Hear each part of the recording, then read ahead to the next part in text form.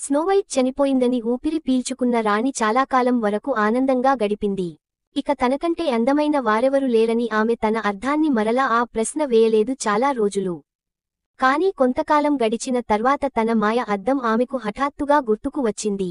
నేను నా అద్దాన్ని ప్రశ్నించి చాలా కాలం అయింది. అందరికంటే అందమైన దాని నేనే అయినా అదే మాట అద్దం నుండి వింటే ఇంకా బాగుంటుంది అని అనుకుంటూ అద్దాన్ని బయటకు తీసింది. తనలో తానే నవ్వుకుంటూ తీసిన అద్దాన్ని గోడకు తగిలించి దాని ముందు నిల్చోని అపూర్వమైన తన సౌందర్యాన్ని తనివితీరా పరీక్షించుకొని అద్దాన్ని ప్రశ్నించింది రాణి. ఓ అద్దమా, ప్రపంచంలో కల్లా అందమైన వారెవరు? రాణీ, నువ్వు అందమైన దానివే, అందులో సందేహం లేదు. కాని అడవులలో కొండల మధ్య ఉంటున్న స్నోవైట్ నీకంటే అందమైన యువతి అని సమాధానం ఇచ్చింది ఆ అద్దం. అద్దం చెప్పిన జవాబుకి ఒక్కసారిగా తుళ్ళి పడింది రాణి. ఒక్క క్షణం తన కాళ్ల కింద భూమి పగిలి తాను లోపలికి వెళ్లిపోయిన భావన కలిగింది ఆమెకు. తాను విన్నది నిజమో కాదో తెలియక నీరసం ఆవహించి మంచం మీద నిస్సత్తువగా చాలా సేపటి వరకు కూర్చుండిపోయింది. స్నోవైట్ బ్రతికే ఉందా? ఇది ఎలా సాధ్యం? నేను తిన్న ఆమె గుండెను కాదా? అంటే అందరికన్నా నేనే అందగత్తెను కానా? అని ఎన్నో సందేహాలు ఆమెను వేధించసాగాయి. కాని అద్దం అబద్ధం చెప్పదని ఆమెకు బాగా తెలుసు.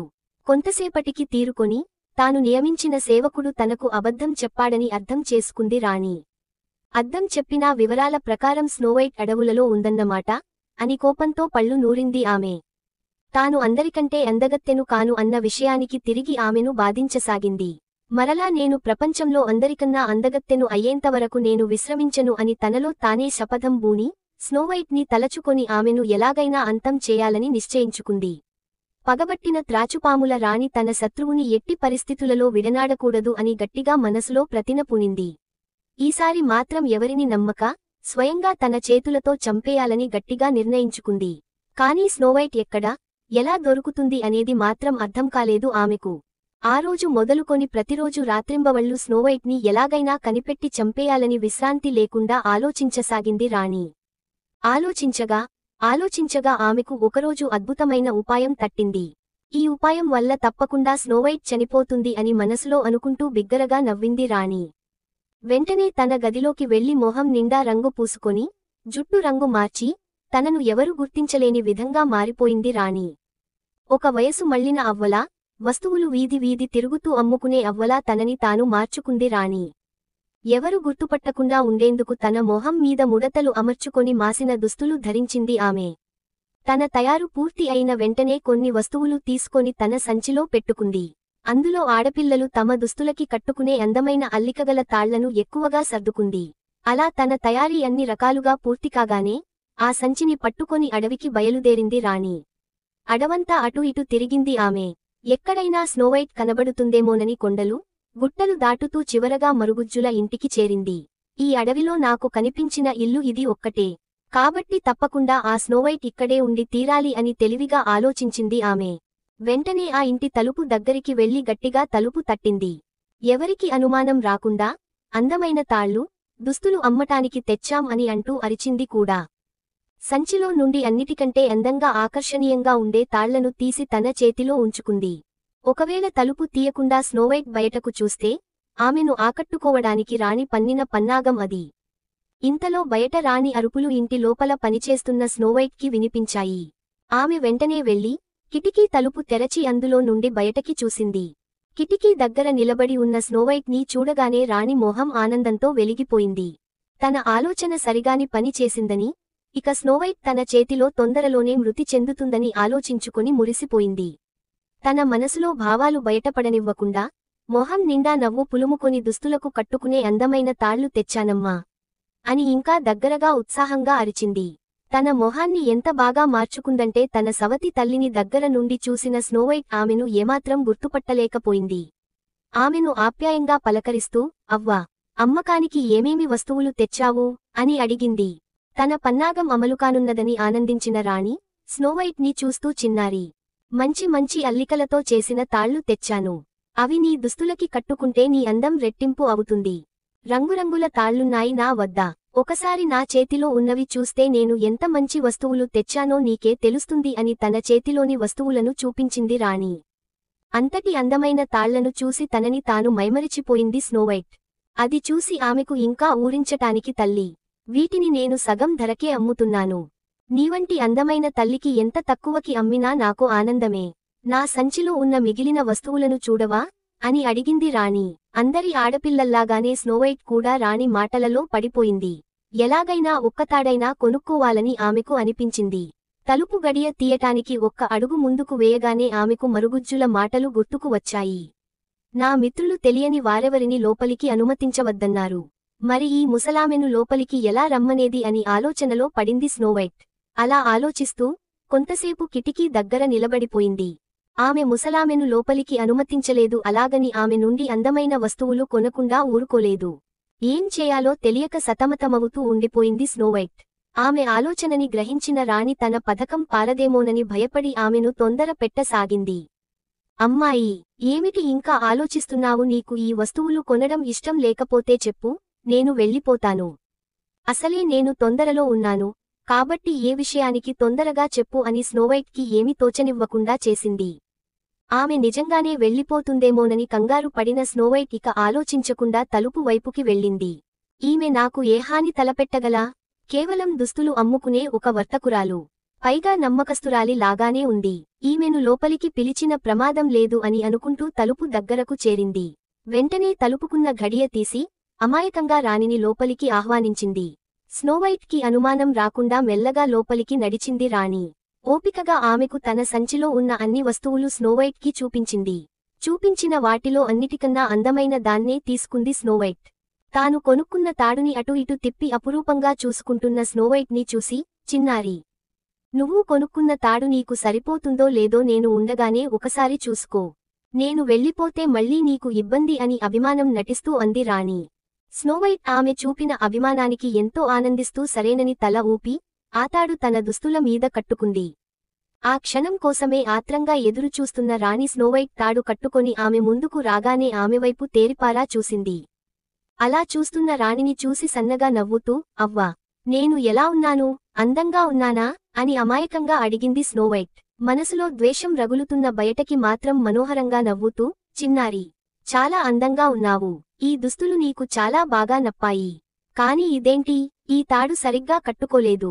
నా దగ్గరికి రా, నేను బాగా కడతాను, అప్పుడు ఇంకా అందంగా ఉంటావు అని తన దగ్గరకు పిలిచింది రాణి. రాణి పన్నాగం తెలియని స్నోవైట్ అమాయకంగా ఆమె వైపుకు వెళ్ళింది. ఆ తాడు రాణి చేతికి అందెంత దగ్గరగా స్నోవైట్ నిలబడగానే రాణి అతడు తన చేతులతో పట్టుకొని ఒక్కసారిగా గట్టిగా బిగించింది.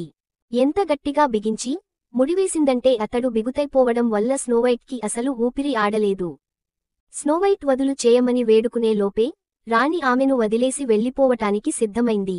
ఇంటి నుండి బయటకు వెళ్ళిపోతూ నిస్సహాయంగా పడి ఉన్న స్నోవైట్ని చూసి వికృతంగా నవ్వుతూ, పిల్లా, ఇప్పటివరకు నువ్వు ప్రపంచంలో కల్లా అందమైన దానివిగా ఉండేదానివి. కానీ కొద్ది క్షణాల్లో అందరికంటే అందగత్తెను నేనే అవుతాను అని అనుకుంటూ అక్కడి నుండి పరుగున వెళ్ళిపోయింది. అన్ని మాటలు విన్న తర్వాత కూడా ముసలి అవ్వ వేషంలో వచ్చింది తన సవతితల్లి అని స్నోవైట్కి అర్థం కాలేదు. అలా ఊపిరి ఆడక స్నోవైట్ తెలివితప్పి నేల మీద ఒరిగిపోయింది. కొన్ని గంటల తర్వాత తమ పని పూర్తి చేసుకొని మరగుజ్జులు ఇంటికి చేరుకున్నారు. తమ ఇంటి తలుపు తెరచి ఉండటాన్ని గమనించి జరగరానిది ఏదో జరిగిందని ఊహించారు. ఎప్పుడు వెలిగించిన కొవ్వొత్తులతో వెలుతురుగా ఉండే తమ ఇంటిలో చీకటి ఉండటాన్ని చూసి మరింతగా కంగారు పడ్డారు వారు. ఒక్కసారిగా ఇంటిలోకి వెళ్లి ముందు స్నోవైట్ గురించి ఆత్రంగా వెతికారు. వారి బెంగ అంతా స్నోవైట్ గురించే. వారు కంగారు పడినట్లుగానే ఇంటిలో ఎక్కడ ఆమె కనబడలేదు. ఆత్రంగా అటు ఇటు ప్రతి అంగుళం వెతికేసరికి చీకట్లో ఒక మూలగా స్నోవైట్ పడి ఉండటానికి గమనించారు. ఒక్కసారిగా వారందరూ ఆతృతగా ఆమెను చుట్టుముట్టారు. ఆమె మొహం పారిపోయింది. కదటట్లేదు కూడా అని వారిలో ఒకరు బిగ్గరగా అరిచారు. ఆ మాటలు వినగానే చనిపోయిందా మరి చిన్నారి అని ఇంకొకరు ఏడుస్తూ అడిగారు. అతని మాటలను కొట్టి పారేస్తూ, ముందర మనం స్నోవైట్ని మంచం మీద పడుకోబెడదాం, అప్పుడు ఆమె పరిస్థితిని పరీక్షించవచ్చు అని ఒకరు సలహా ఇచ్చారు. అతని మాటలకు అందరూ తల ఊపి స్నోవైట్ని అతి కష్టం మీద మంచం వద్దకు చేర్చారు. ఆమె బ్రతికి ఉందా లేదా అని అంతా పరీక్షగా చూడగా ఆమె దుస్తులకి కట్టి ఉన్న తాడు చాలా బిగుతుగా ఉందని గమనించారు. వెంటనే వారిలో ఒకరు ఒక కత్తి తీసుకొని వచ్చి ఆ తాడుని రెండుగా కోసి వేశాడు. అలా తాడుని తెలిసిన వెంటనే ఒక్కసారిగా స్నోవైట్లో కదలిక కనిపించింది. మెల్లగా ఆమె ఊపిరి తీసుకోసాగింది. మరుగుజ్జులు ఆత్రంగా ఆమె వైపే చూస్తూ ఉండిపోయారు. కొంతసేపటికి ఆమె మామూలు స్థితికి వచ్చి మెల్లగా లేచి మంచం మీద కూర్చుంది. ఆరోగ్యంగా ఉన్న తమ స్నేహితురాలిని చూసి ఆనందంతో గంతులు వేశారు మరుగుజ్జులు. ఒకరిని ఒకరు పట్టుకొని నోటితో వింతగా శబ్దాలు చేస్తూ వారి ఆనందాన్ని వెలిబుచ్చారు. కొంతసేపటికి వారి ఉత్సాహం సర్దుకున్న తర్వాత వారిలో ఒకరు స్నోవైట్ దగ్గరికి వెళ్లి, నీకు ఏమైంది? అంత గట్టిగా ఎవరైనా తాడు బిగించుకుంటారా? నువ్వే ముడి వేసుకున్నావా? లేక ఎవరైనా ఇంటి లోపలికి వచ్చారా అని ప్రశ్నించాడు. అందుకు సమాధానంగా స్నోవైట్ జరిగిన విషయాన్నంతా వారికి పూసుకుచ్చినట్లు వివరించింది. ఎలా ఒక ముసలామె వచ్చి ఆమెను అందమైన వస్తువులతో ఊరించిందో, ఆమెను తాను ఎలా లోపలికి ఆహ్వానించిందో, ఆమె బిగుతుగా తాడుని ఎలా బిగించిందో చెప్పిన తర్వాత ఆమె వెళ్ళిపోతూ అన్న మాటలను కూడా స్నోవైట్ వారికి చెప్పింది. అంతా వివరంగా విన్న మరుగుజ్జులకు ఖచ్చితంగా ఆ వచ్చిన ముసలామె రాణియేనని అర్థమైంది. అమాయకమైన స్నోవైట్ని దిగులుగా చూశారు. వారందరూ ఇక రాణికి స్నోవైట్ ఎక్కడ ఉన్నది తెలిసింది గనుక ఆమె ప్రాణాలకు రాణి తప్పకుండా హాని తలపెడుతుందని వారికి తెలిసిపోయింది. చిన్నారి, ఆ వచ్చిన అవ్వ మరెవరో కాదు నీ సవతి తల్లి. మా భయాలన్నీ నిజమైనాయి. ఇప్పటినుండి నువ్వు ఇంకా జాగ్రత్తగా ఉండాలి సుమా. ఎవరిని లోపలికి పొరపాటున కూడా రానివ్వకు అని మరీ చెప్పారు. ఆ వచ్చినది తన సవతి తల్లి అని వినగానే చాలా భయపడింది స్నోవైట్. మరలా తలను చంపటానికి తాడుని అంతగా బిగించేసింది అని అర్థం చేసుకొని వణికిపోయింది. తన స్నేహితుల మాటలను విని ఇంకెప్పుడూ తెలియని వారిని లోపలికి ఎట్టి పరిస్థితులలో రానివ్వనని వారికి మాట ఇచ్చింది. ఇక ఆనందంగా అంతఃపురానికి చేరుకున్నారా రాణి. అప్పటికి స్నోవైట్ మరణించి ఉంటుందని ఊహించుకోంది. ఇక నేనే అందరికన్నా అందమైనదానను, నా సాటి వేరెవ్వరూ లేరు అని అనుకుంటూ తన మందిరానికి చేరింది. ఇక అర్థం నుండి తనకు కావలసిన సమాధానాన్ని వినడం కోసం ఆతృతగా అద్దాన్ని తీసి గోడకి తగిలించి దాని ముందు నిల్చోని యథావిధిగా ప్రశ్నించింది రాణి. ఓ అద్దమా, ఈ ప్రపంచంలో అందరికంటే అందమైన వారెవరు? రాణి, నువ్వు చాలా అందమైన దానివి. కానీ కొండల్లో, అడవుల్లో 7 మరుగుజ్జులతో నివసిస్తున్న స్నోవైట్ అందరికంటే అందమైన యువతి అని సమాధానం ఇచ్చింది. అద్దం సమాధానం విన్న రాణి నిర్గంతపోయింది. తన పన్నాగం పారలేదని, స్నోవైట్ బ్రతికిపోయిందని అర్థమైంది. కోపంతో ఊగిపోతూ ఈసారి తప్పించుకున్నావు గాని నిన్ను మట్టుబెట్టే దారి తప్పకుండా కనిపెడతాను. నిన్ను బ్రతకనిచ్చి నా అందాన్ని అధిగమించనివ్వను అని కసిగా అనుకుంది రాణి. అలసటగా కళ్ళు మూసుకొని స్నోవైట్ని చంపే దారికోసం వెతకసాగింది రాణి. అలా కొన్ని గంటలు మదన పడిన తర్వాత ఒక అద్భుతమైన ఉపాయం తట్టింది ఆమెకు. వికృతంగా నవ్వుతూ స్నోవైట్, కొన్ని రోజులు ఆగు, నీ చావుని నాతోపాటు తీసుకొని వస్తాను. ఈసారి ఎవరు అడ్డం వచ్చినా నువ్వు బ్రతకడం కష్టం అని మనసులో అనుకుంటూ తనకి వచ్చిన అద్భుతమైన, తెలివైన ఉపాయాన్ని తలచుకొని నవ్వసాగింది రాణి. రాణిది తాంత్రిక విద్యలో ఆరితేరిన చెయ్యి. స్నోవైట్ని ఎలా చంపాలా అని ఆమె ఆలోచిస్తున్నప్పుడు తన తాంత్రిక విద్యలను ఉపయోగించాలని అద్భుతమైన ఉపాయం తట్టింది. ఆమె తన మంత్రాలకు, తంత్రాలకు తిరుగుండదనే నమ్మకంతో ఈసారి స్నోవైట్కి చావు తప్పదని భావించింది రాణి. అనుకున్న వెంటనే చాలా శ్రమించి ఒక విషపూరితమైన దువ్వెన తయారు చేసింది ఆమె. చూడటానికి బంగారు దువ్వెన అత్యంత ఆకర్షణీయంగా ఉంది. కానీ దాని పళ్లన్నీ విషంతో నింపబడి ఉన్నాయి. ఆ విషయానికి రాణికి తప్ప మరి ఎవరికి తెలియదు. ఈసారి అది విన సహాయంతో ఎలాగైనా స్నోవైట్ని చంపాలని మళ్లీ ఒక ముసలావిడ వేషంలో అడవికి బయలుదేరింది రాణి.